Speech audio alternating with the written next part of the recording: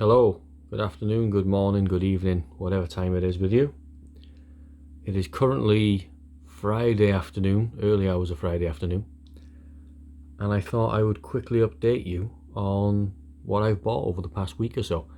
I haven't done one of these videos for quite a long time actually, so there is a decent pile of stuff that I've bought.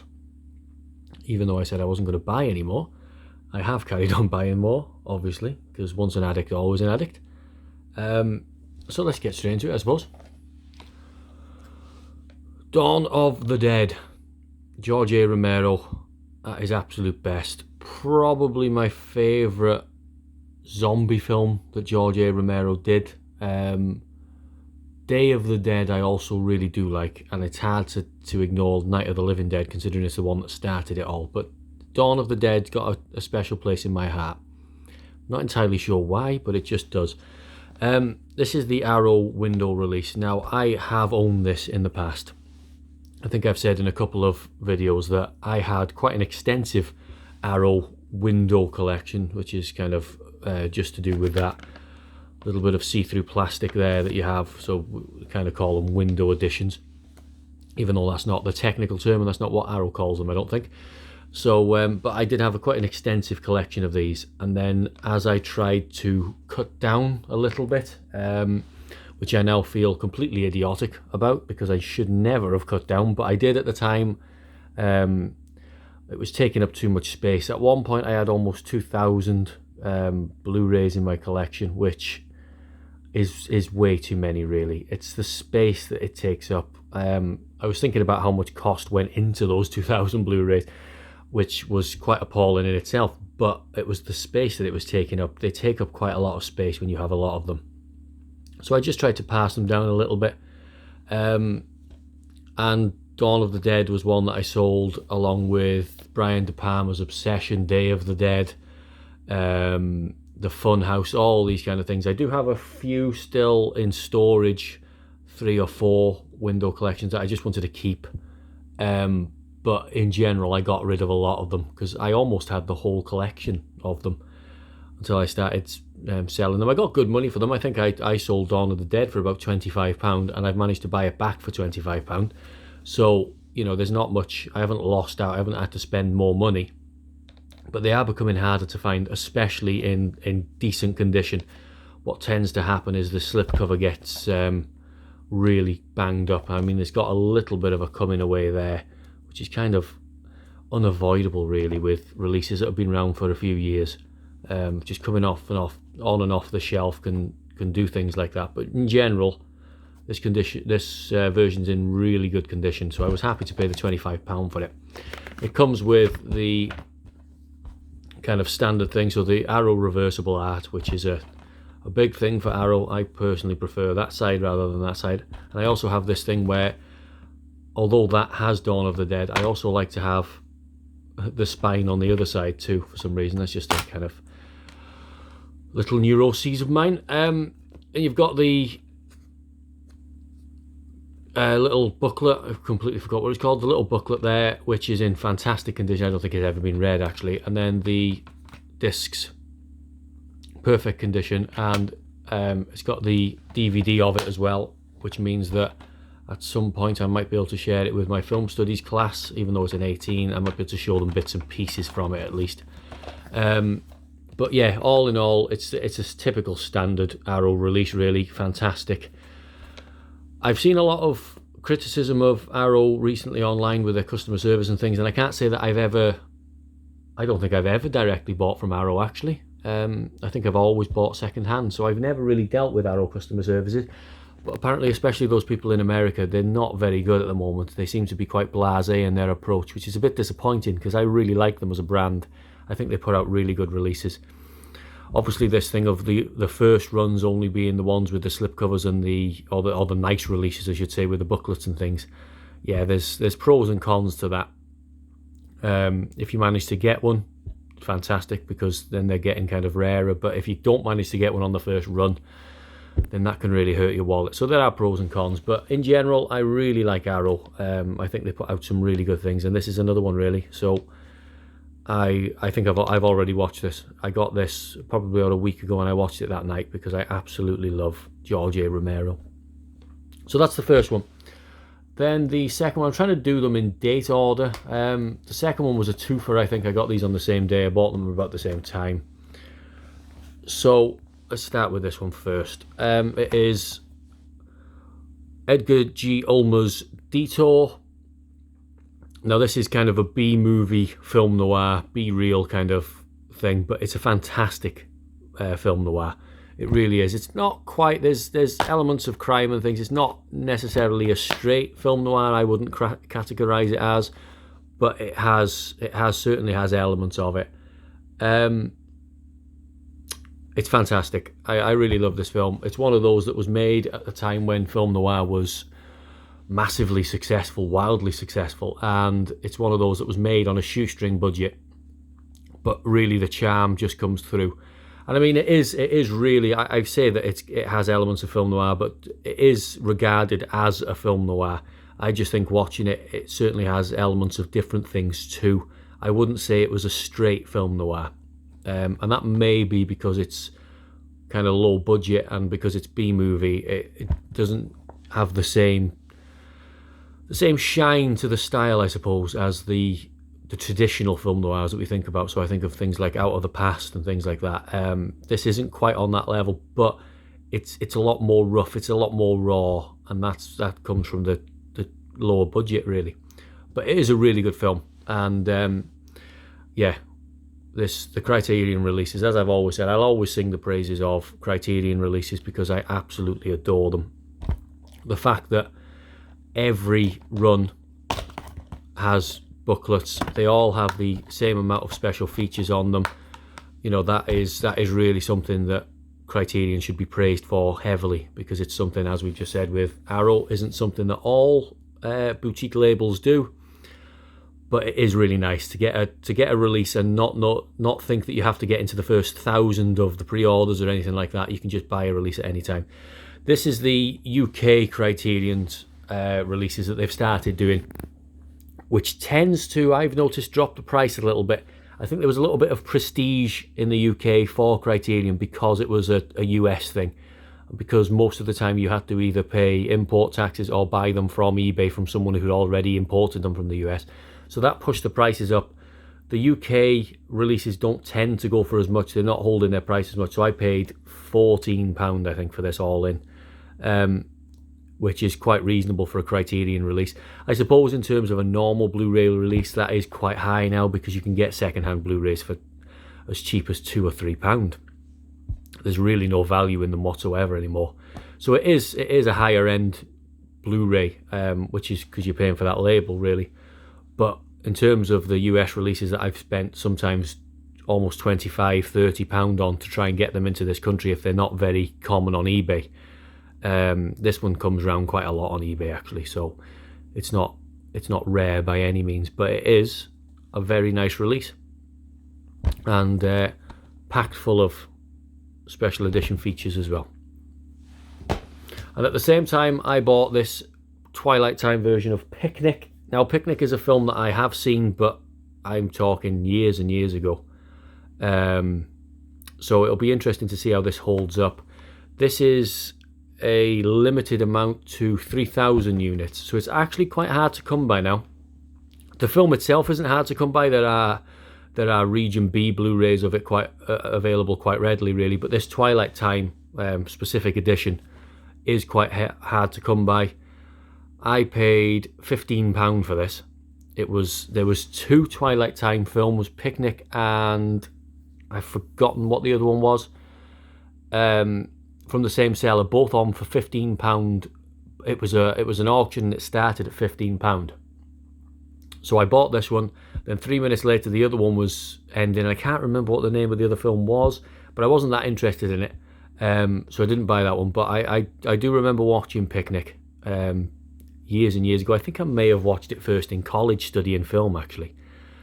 So I got it for nostalgia's sake, and then I was quite kind of shocked to learn that it goes for about £50, this version, because it's kind of reduced because it's throttled at 3,000 units. it has held its price quite well, actually. So if I wanted to sell this on, but not that I do, but I may watch it and then think, actually, this isn't anywhere near as good as I remember.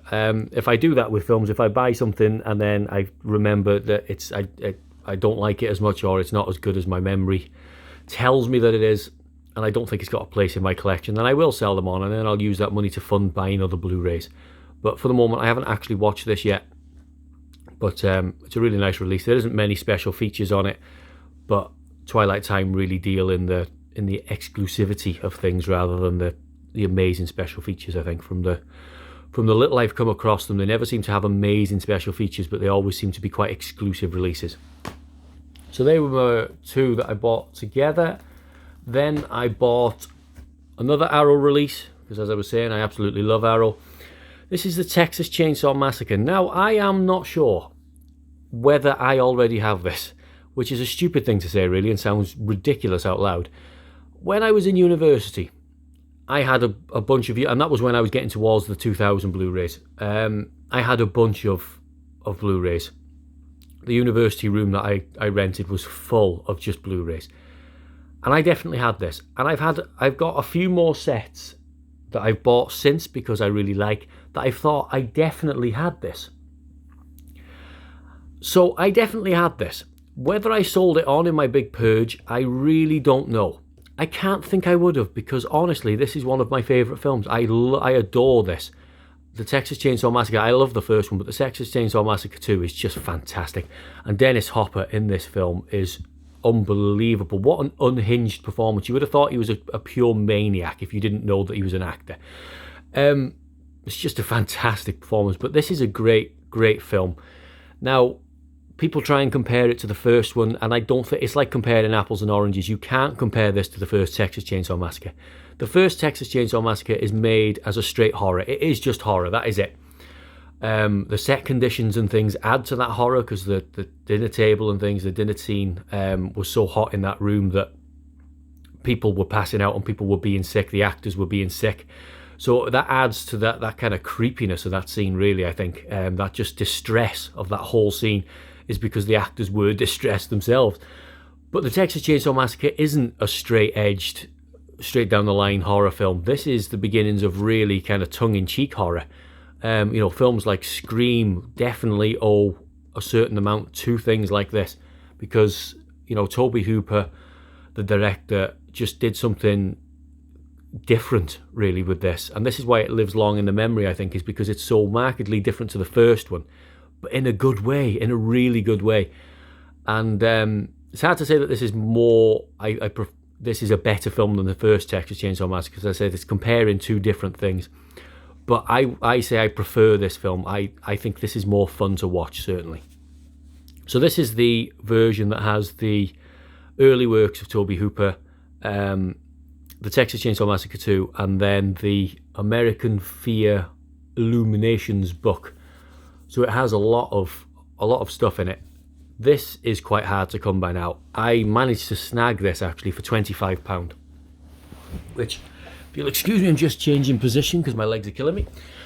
£25 for this version is quite good value, if I say so myself. Because this goes for closer to 40. I mean, it goes for £50, £60 new, and obviously this isn't new. But I don't always like getting them new, because especially when you get a release like this, it becomes quite hard to take the cellophane off and watch it, because you know that it's worth quite a lot of money, and it's likely only going to kind of appreciate. And I've spoken about this before, how Blu-rays are certainly 100% not a thing that you should get if you're looking to invest money. If you're looking for appreciation on your money, Blu-rays are not that, because physical media is waning.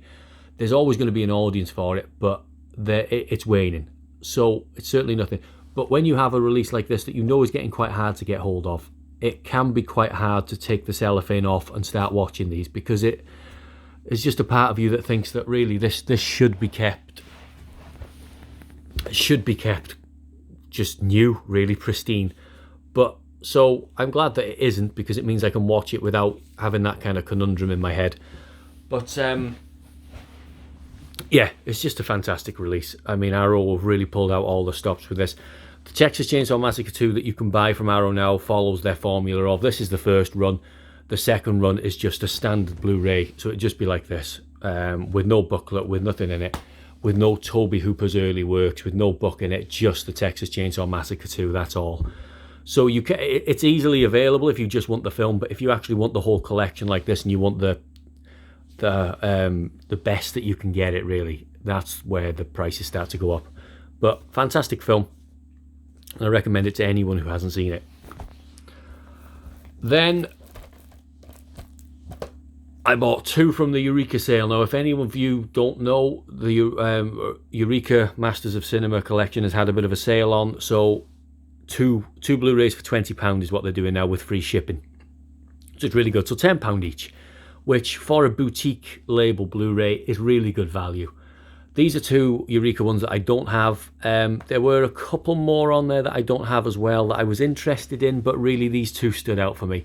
So you have Peter Bogdanovich's Paper Moon, starring Ryan O'Neal. Fantastic film. I haven't opened these yet, as you can tell. I will do, I just haven't got around to watching these. This, what makes this even better is it's the dual edition format as well, so I can use these in school, which is fantastic because both of these are PGs. I'm going to start looking at film noir-ish, and this is kind of the archetypal American 1970s comedy, and we're looking at comedy. So both of that means that these are incredible purchases, really, in terms of my collection and for the access they give me. Cloak and Dagger is one that I've seen, but a while ago. Fritz Lang film, so I can't wait to check this out again. I can't really remember what my initial thoughts on it were. I really can't. So I kind of got it because, in all honesty, I've been looking for Paper Moon for quite a while, and it very, very rarely comes up on eBay. And the last time I checked the Eureka store, it didn't have this available. So that was why I thought that this was quite a hard one to find, but then it came up on the sale. So for whatever reason, it's back in stock, which is good. I mean, Eureka don't run limited runs, so they probably just started making some more, which is fantastic. But these were the 2 that really I thought were harder to come by, which is why I snapped them up when the sale was on. But yeah, so I love Paper Moon. Seen it so many times, probably 10, maybe a little bit less, 5 to 10, I would say.